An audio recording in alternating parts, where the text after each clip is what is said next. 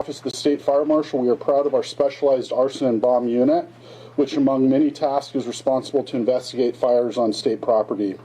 This includes the historic Bidwell Mansion, which has been one of the jewels of our sister department, California State Parks.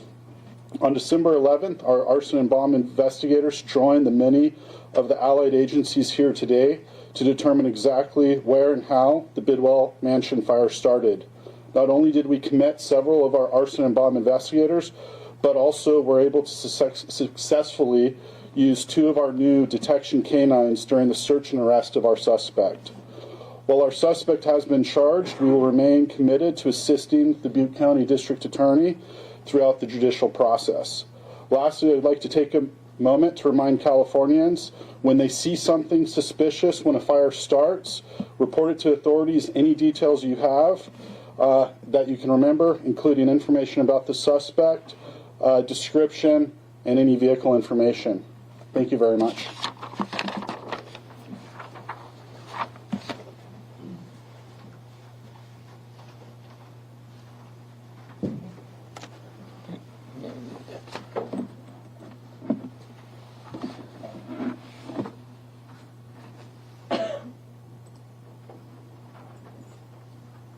This was the jewel of Chico, built and finished in 1869, the Bidwell Mansion.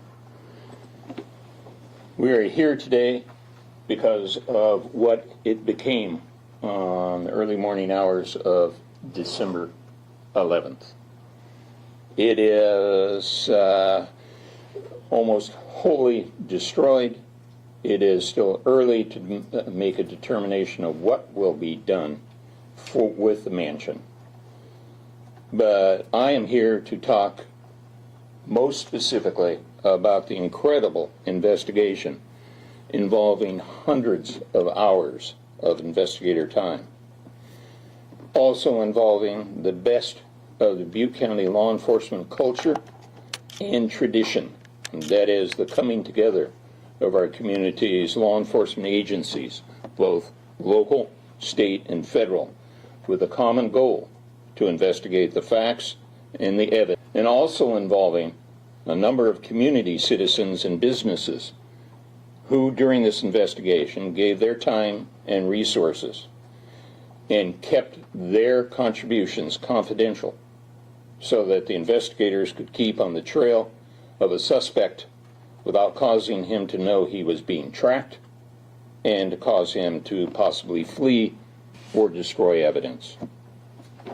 This investigation involved, as already indicated, terabytes of surveillance videos and digital evidence that was gathered by well over a dozen search warrants that were reviewed by my office and submitted to local judges to get those warrants and get that information.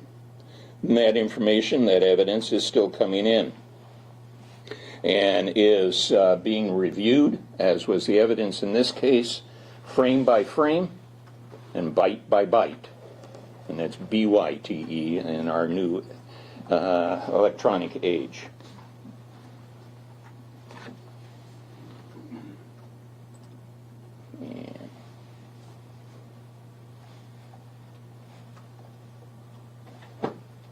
The initial response. This case started at about 3:16, 3:17, when the Chico Dispatch, and that's a dispatch center that is shared by the Chico Police and the Chico Fire Department, received reports of a fire in the area of Little Chico Creek near the children's playground and possibly the Bidwell Mansion. That call was called in by a dispatcher from the Chico State Police. She, being approximately 1/3 of a mile due south of the Bidwell Mansion, smelled smoke.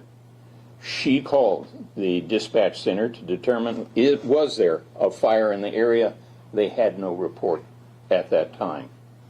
She then began looking on the some 500 cameras that Chico State has on its campus and discovered the flame, and all too unfortunate flame, coming from the area of the Bidwell Mansion and Chico Fire was then dispatched out to take care of what was now a fully involved and fully engulfed Bidwell Mansion.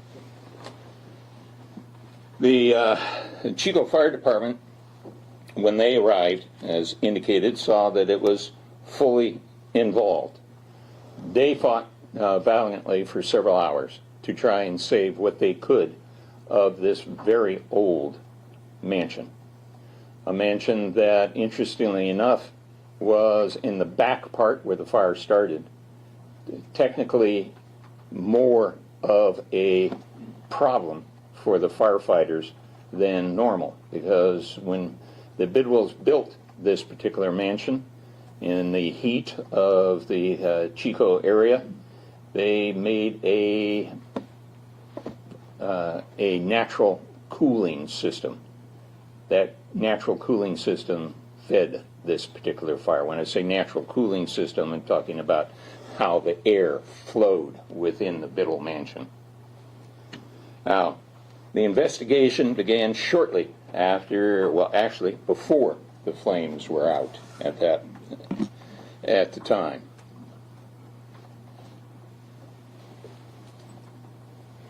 The first was to try and determine the fire origin and cause.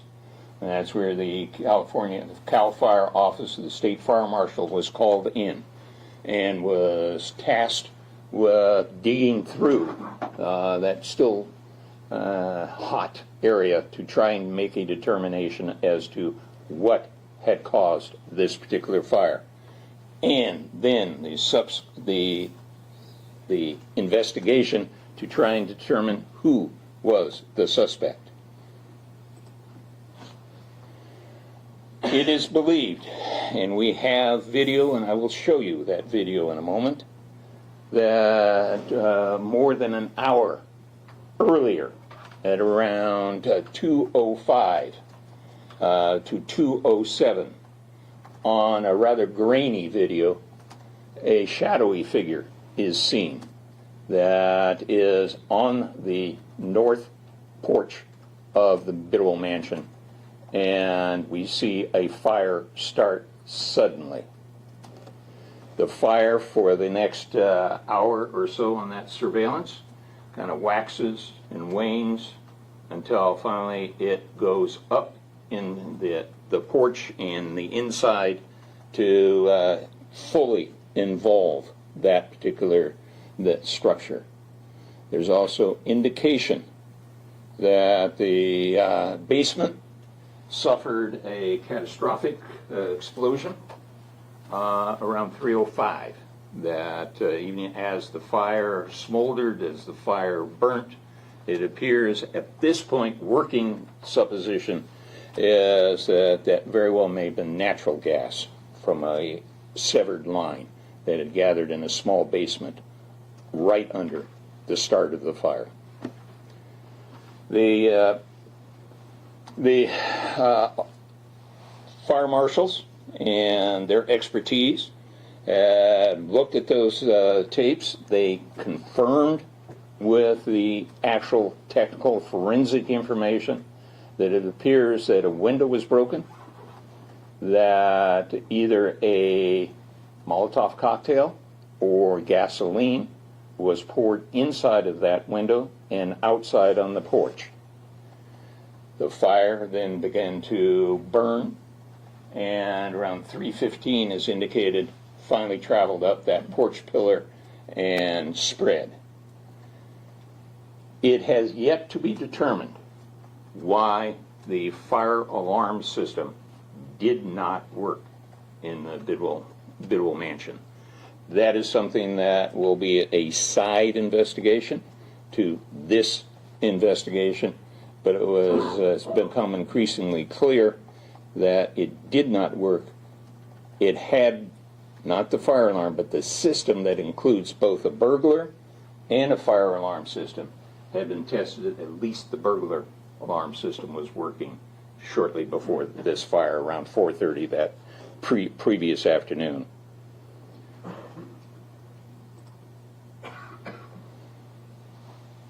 As investigators, with the help of the Chico State Police, started to gather the surveillance tapes, they made the determination that the figure that they saw that had started that particular fire had come in to the Bidwell, what we call kind of the Bidwell campus, as it were, from the north.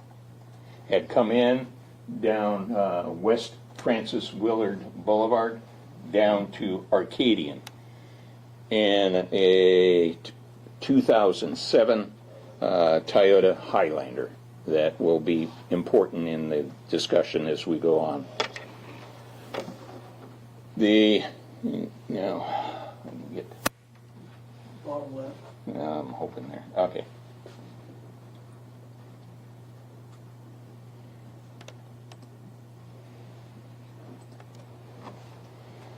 So we see from a surveillance, the car, the Toyota Highlander, had come in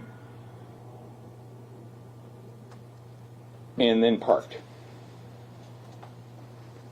That car was in, and other views of that car was a matter of intense investigation, largely led by the Chico Police Department and the Butte County unit of CAL FIRE, in looking at possibly tens of thousands of videos to try and figure out who belonged to that particular car. As we connect the dots, as it were, and The middle left. thank you. Or left. Left. I'm left-handed. So. Okay. Another view has the suspect that is walking by, and walks by, and as we see when he walks by, it appears that he has a rather large object with inside a what looks like a black plastic trash bag, which becomes important later, and another bag, a smaller bag, over his right shoulder, on his way to the Bidwell Mansion.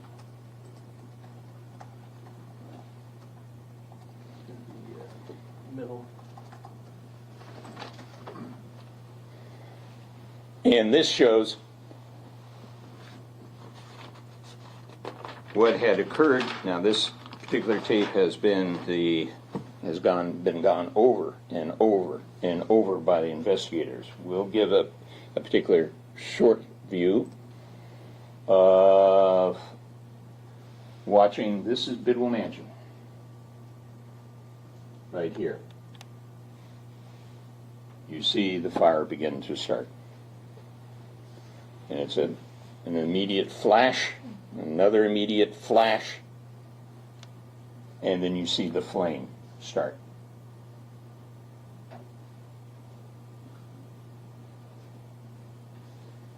And that burns largely in that way for almost an hour.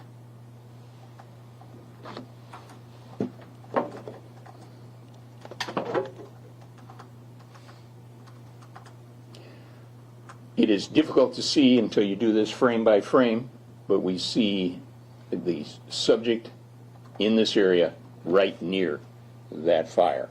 And what you see in terms of this linear fire has been looked at by the experts and believe that that was a second window over, that fire, that linear, is the fire frame itself on fire, as well as fire from the inside and a bit on the outside.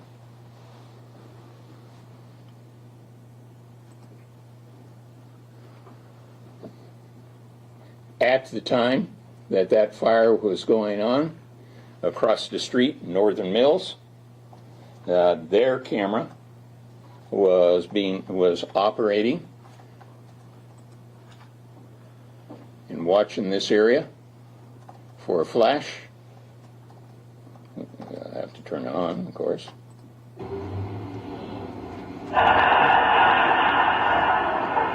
And what appears to be a rather loud explosion. A number of people in the area had said that they heard that explosion.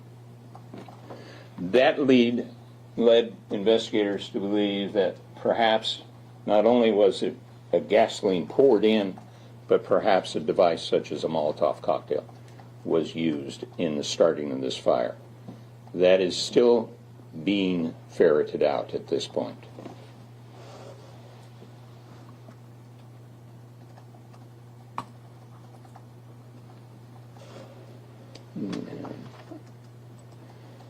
After the fire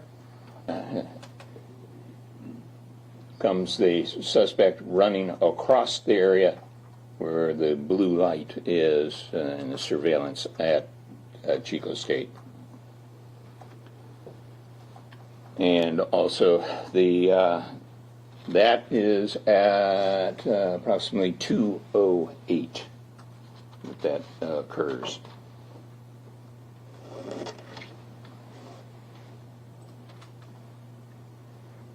And okay, then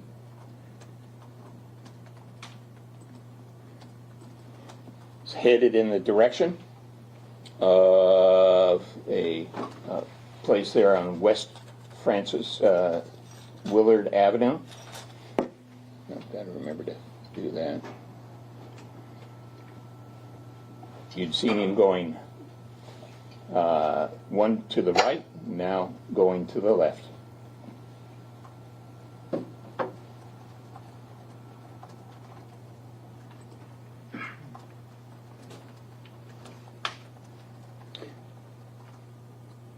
And I think The gray light, bottom left. that's what I'm looking for, right?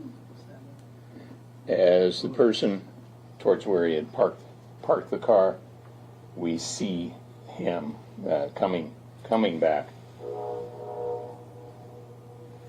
to where the car is parked behind that bush.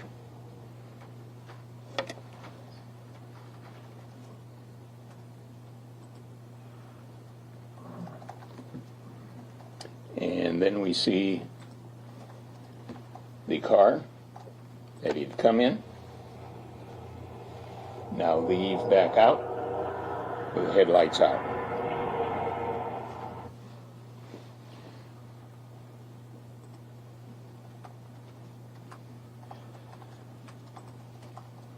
Okay, now it became a matter that we know we have a suspect. But how do we identify that particular suspect? That's where a lot of good old-fashioned police work started. And part of that good old-fashioned police work was to do neighborhood canvassing, to get the video in the area. One video would lead to another video.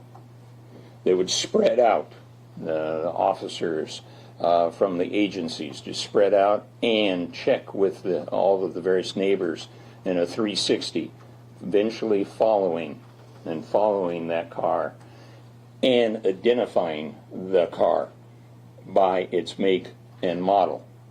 Then getting that make and model into the computer system, particularly with the license plate readers that are all over the community, particularly in Chico, as a public safety matter, to try and see who that car belonged to.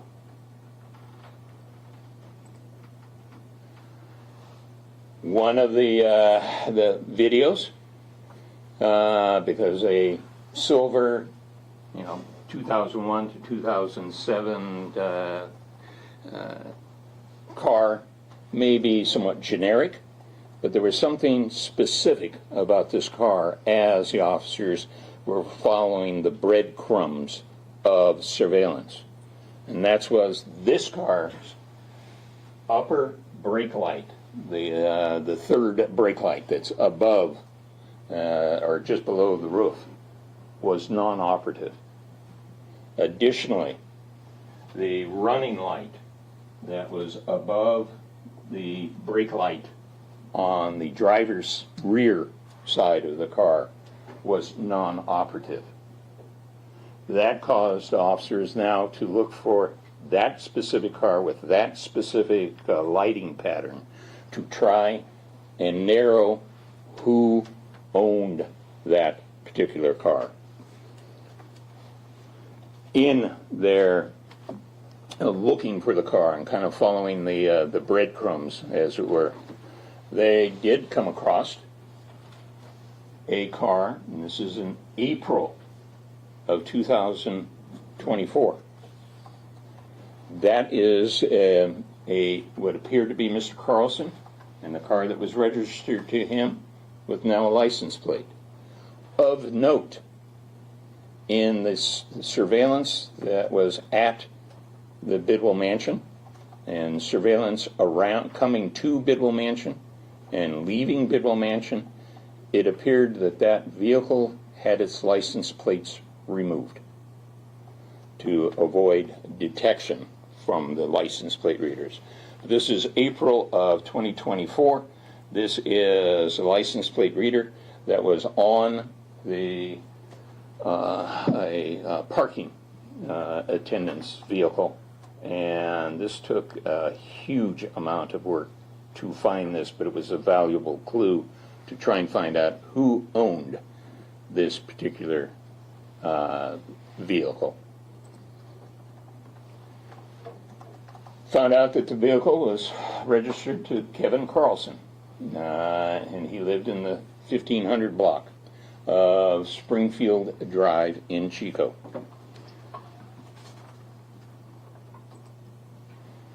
So, at this point, the officers were figuring where this car was tracking to and tracking from the Bidwell Mansion. It was a matter of literally kind of connecting the dots and making sure that this particular car was found and try to find where this car called its home, as it were, along to determine that Mr. Carlson was. Right middle. And we will go, oh boy, I've lost. You're right middle. Okay, that's 5. Yeah, right above 5, I believe. Okay.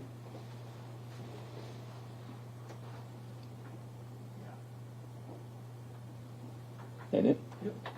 Okay, you can see it better. Mr. Carlson's apartment complex is right here. This is on the evening of the fire. Remember, the fire was about 2:06, 2:07. And you will see the Toyota Highlander mansion.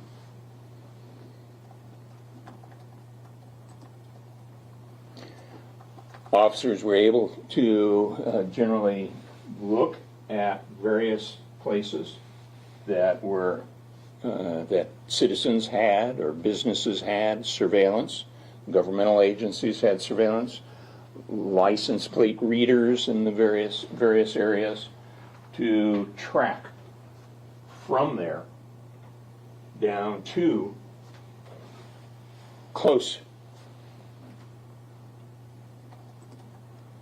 to the Bidwell Mansion, basically the roundabout at Flume Street, on its way at basically 144 towards the Bidwell Mansion.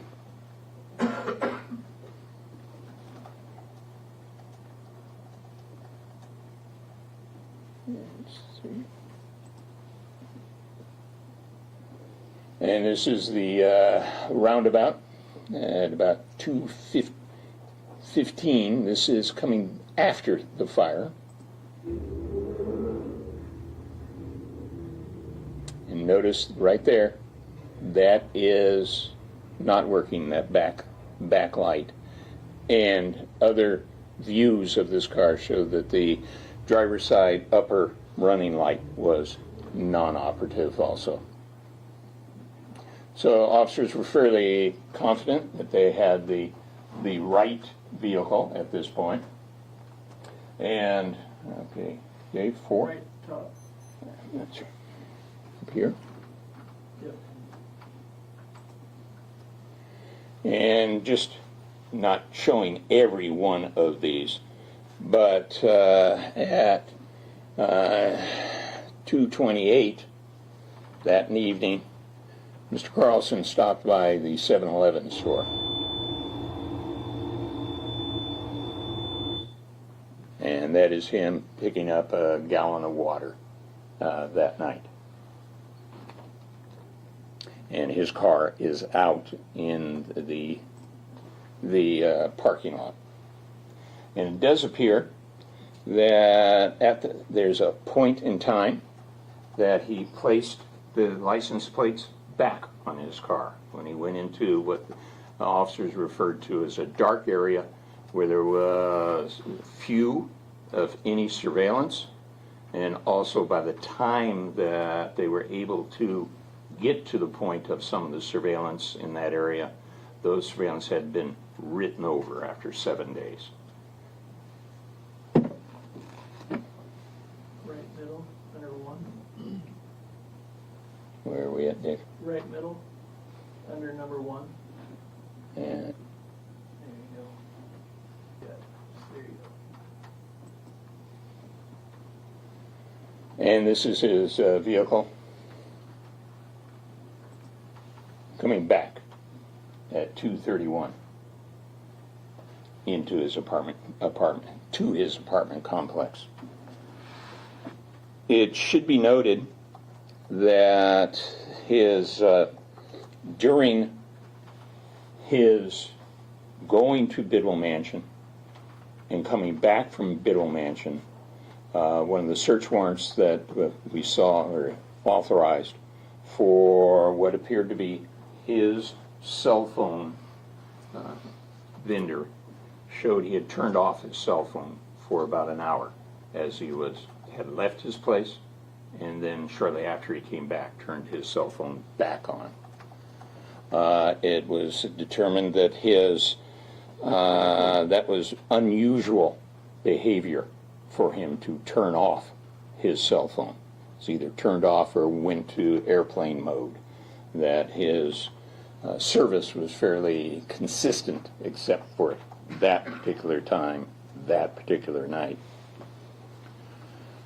As officers were now looking and trying to get back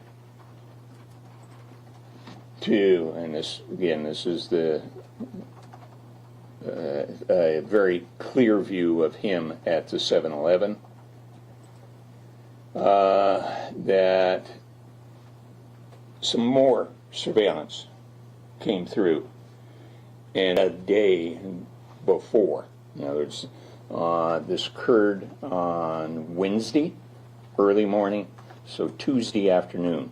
He had visited the Bidwell Mansion and had parked in the normal parking lot and walked around the Bidwell Mansion, what we believe a scouting trip. Okay, really heads up police work. This was done by the Cal Fire folks and the Cal Fire local folks, the Butte unit. Started taking a look around the Orville area just to see if perhaps in the Orville area that he had come into that area. A check of the license plate readers indicated that 90 days before he visited Orville. But on December 10th, Mr. Carlson in his car came to Orville, and interestingly enough, his cell phone was off during that visit to Orville.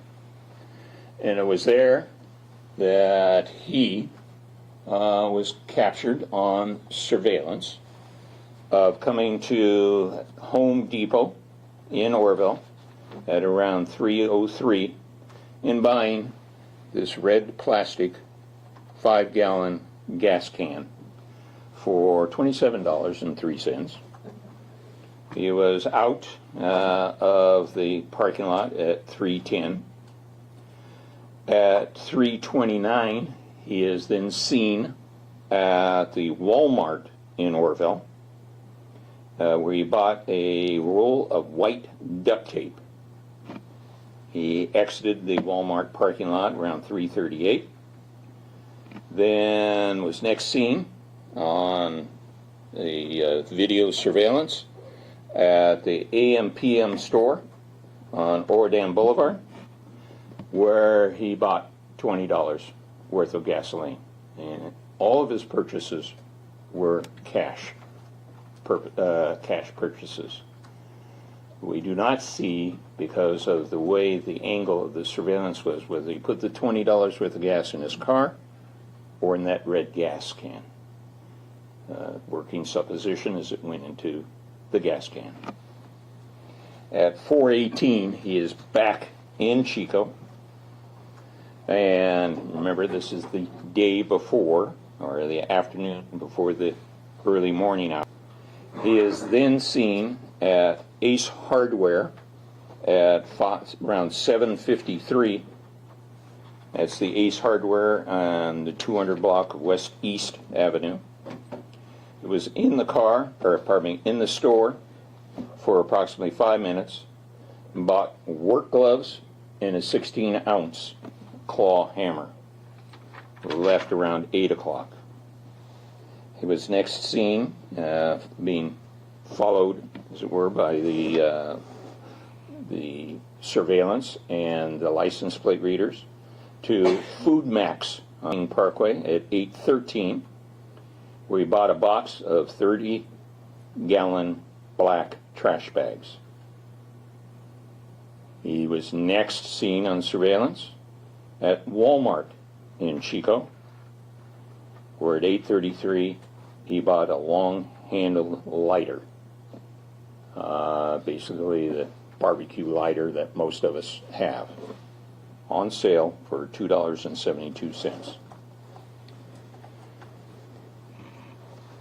As indicated, that's when he then obviously went home and then made his fateful trip in the early morning hours.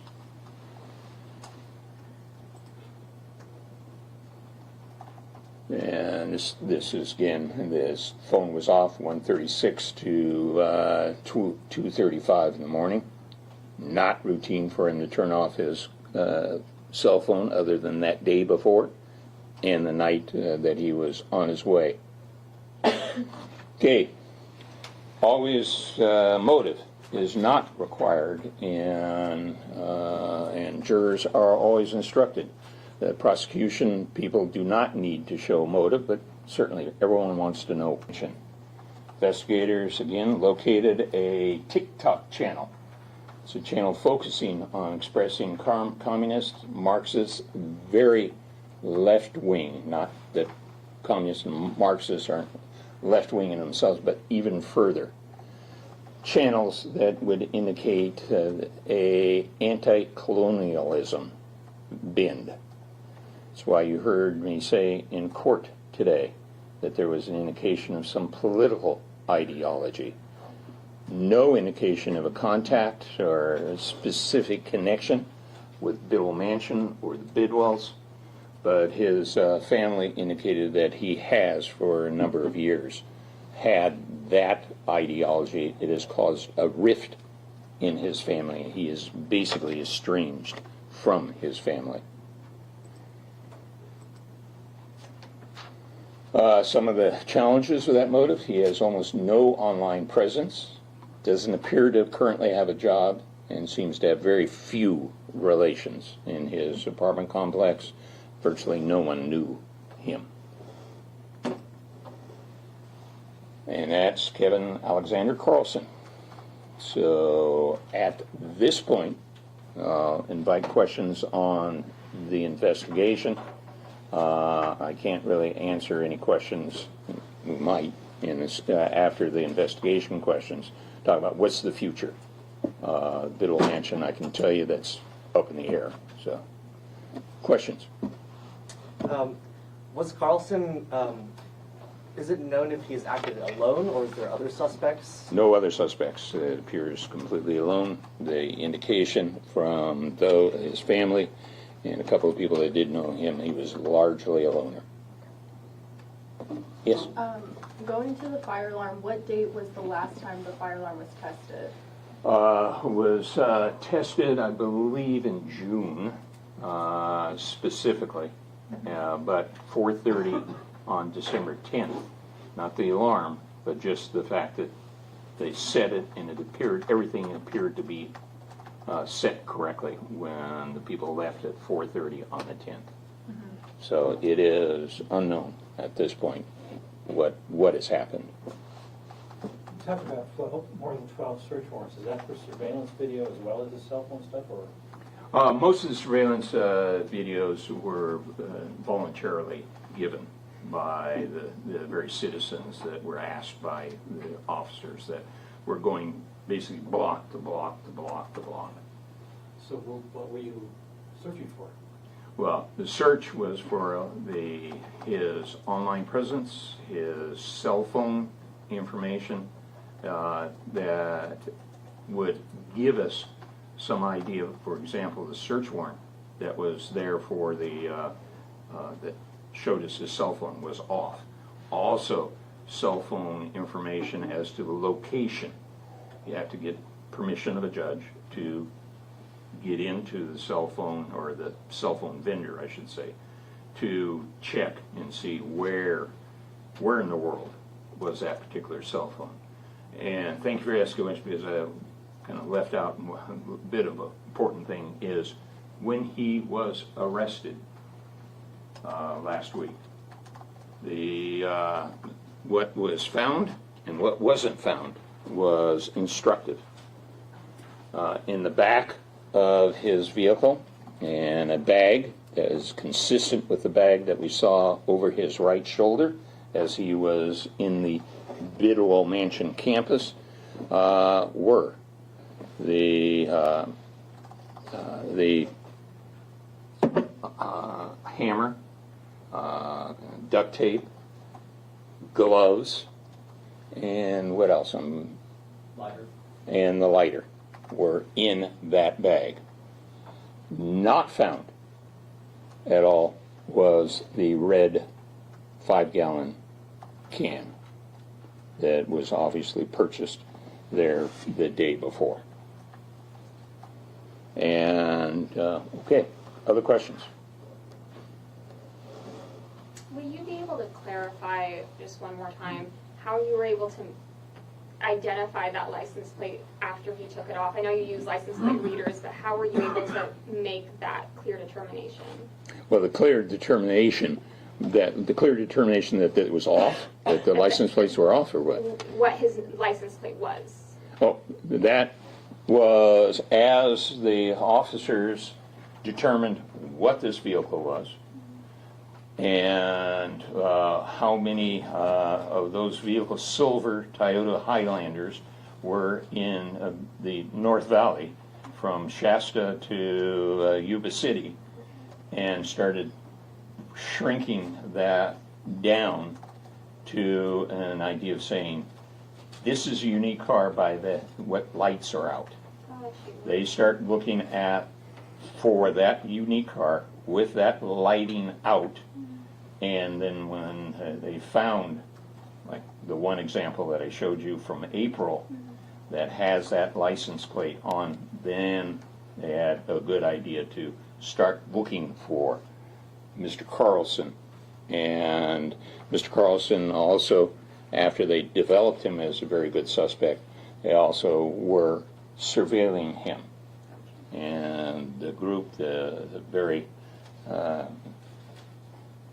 excellent investigators that were assigned to this were surveilling him 24/7 and seeing where he was going, comparing that back to those surveillance tapes of the unknown suspect and the unknown car and narrowed in on him. Thank you. Yeah. When exactly was he identified as the suspect, and how long did that surveillance go on for? Guys, date that he was, I don't Sunday know. after the fire. Pardon? The Sunday after the fire? Okay. So that's how they were working, Sundays, Saturdays. And is it twins? No. Okay. Thankfully. All right. This is just as an example of the dedication of all of these folks. One of the lead investigators, Detective Kurtz, back there, has just found out that he's not going to have twins, but just one child. That was your hope. I mean, so that was going on during this period of time. So, and he was then surveilled from that point on, as the case was being developed. Sam? Does Mr. Carlson have any prior criminal history? He does not. So there's a lot of evidence, as we can see, that you guys did a tremendous job with that. Thank you. Has he confessed? Because I know at the court he asked for an attorney. Mr. Carlson, we can't say that he confessed, but it would be inappropriate at this point to say what Mr. Carlson said or, quite frankly, didn't say, other than to say he has denied, and for his own sake. Another question. So Sure. in June, going back to the fire alarm, in June, was there any indication that the fire alarm was not working? The vendor, the contractor indicated it was. Okay. Can you elaborate more on the actual arrest, as in, per se, who, was it CAL FIRE, Butte County, which was the actual agency that made the arrest, and was he cooperative, or did he try to resist in any way?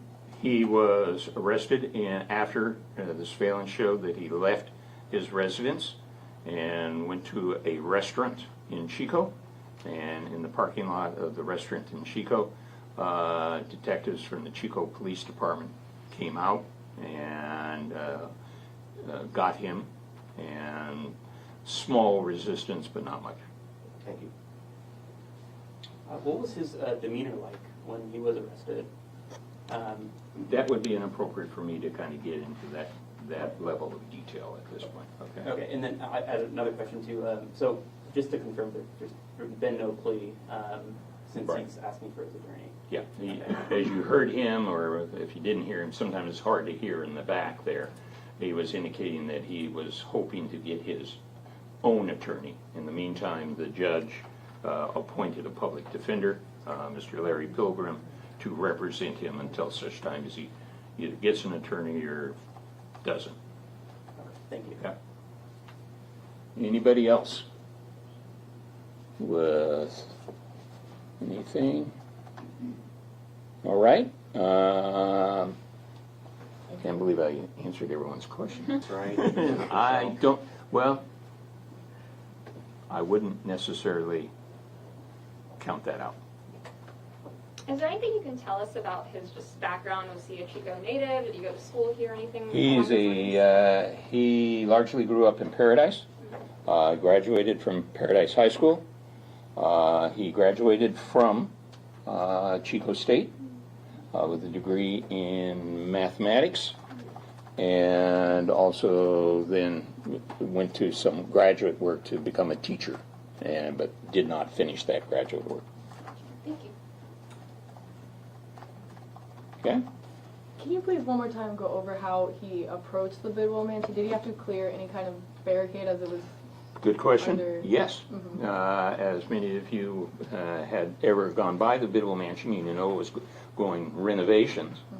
There was a 6-foot chain link fence all around that particular mansion during its renovation, and he either squeezed through an area or went over. He is, the indication is that he's physically fit. At any point after the fire, did he go back to see the mansion burned? No. Okay. To our knowledge, no. Okay. But that doesn't mean that he didn't. There was some indications of afterwards being in the general area, but we can't specifically say that he did. Anybody else? Forgive me if you've mentioned this. I know you mentioned what you found in his car. Was there anything in his house that was noteworthy? Yes. His electronics. And that's the next step. Is cell phone, plural, the laptop, and I think some other electronic media that are down in Sacramento, what's called the Sacramento High-Tech Task Force, that are the people that can get into appropriately and forensically into that those electronic devices and perhaps give us more information as to what his motivation may be. That's one of kind of the big training going right now. Molly. You said he had a TikTok account. Did he have any other accounts, YouTube even, or any other social media? There was a TikTok, I guess, and I'm not social media at all. So I think there was one or two others, but that not really used, not him going out, but we'll know more when we find, when we get into his electronics. What we found was who he was following on TikTok in particular. Would it be known if he had social media but then deleted it, or is that part of the... That's part of that ongoing investigation. And also seeing if he had pseudonyms. Because the search right now has just been under his name or known pseudonyms. Back. Did I hear you say that it's a maximum of 11 years? Is that what I heard? That is correct. That, and the way that that is figured is that arson itself, willful arson itself, is up to 6 years. And then we have charged the use of accelerant, a device or accelerant, which adds another 5-year maximum term. So that is 11 years. I know it doesn't seem to be enough, and I would probably agree with you. But as just as an interesting aside, destroying something worth obviously millions, and that in 2018, the legislation that allowed us to charge for additional enhancements for huge amounts of loss, legislature let lapse. It was reinstated with Proposition 36, which became effective a week after this.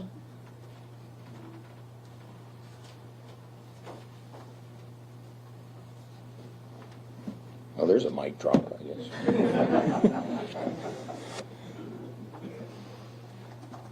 Right. Billy, anything? Okay. Alrighty. And we also have Chico State. And, I want to let the folks here, and we have Mr. Sorensen from the city of Chico. Anything, sir? No, thank you. Okay.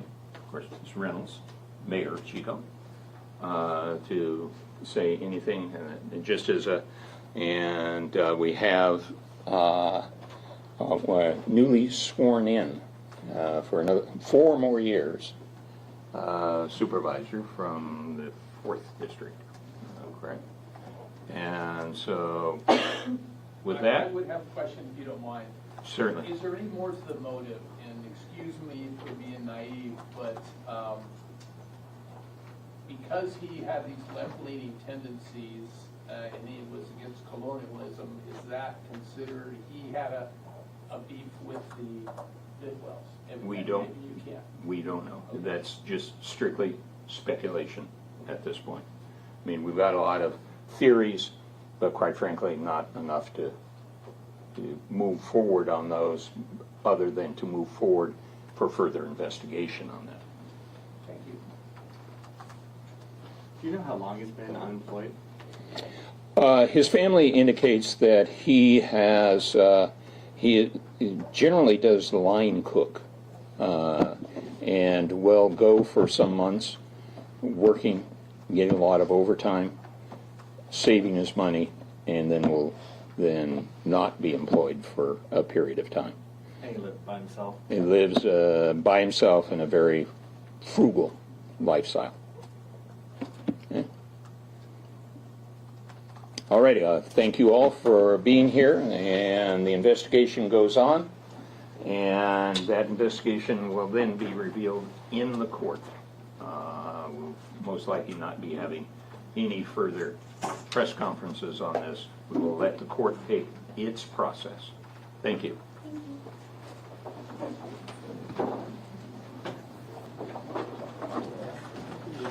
you.